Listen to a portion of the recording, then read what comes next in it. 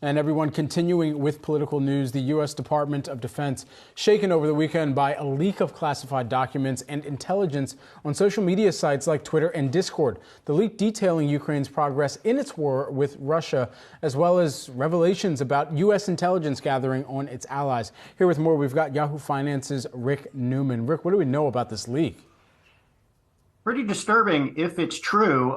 So this seems to have revealed what American policymakers think some of Ukraine's vulnerabilities are. So, for example, they are running very short of air defenses, and the way that Russia might be able to use that type of information is they might be able to say, well, we thought they were a little bit vulnerable in air defense. Maybe let's find out. So maybe start using fighter jets and other types of aircraft more to see if that's an actual vulnerability.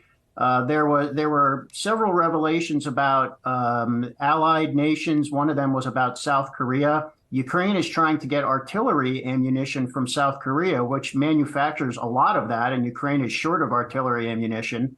And this report detailed the political concerns and how touchy this is as a political issue inside South Korea. So that is not the type of thing that U.S. allies typically want publicized all over the world. So it tells you that Korea is basically on the fence. Maybe they were going to try to secretly supply some ammunition to Ukraine, and maybe they will not do that now because it's not secret anymore. The big question here is, how does everybody use this information going forward? So a lot of this is probably stuff that Russia should have known and may have known. So is it going to change anything about Russia's approach to the war? Who knows? Is it going to change anything about Ukraine's approach to the war? Is it possible they could try to use the fact that this information is out there to go in a different direction and effectively use it as a feint?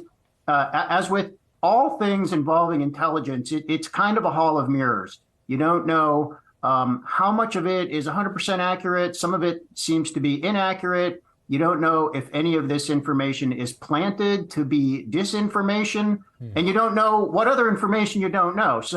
So this gives us an intriguing glimpse into the American view of how Ukraine is doing in the war. But everybody has to remember there's a lot we don't know.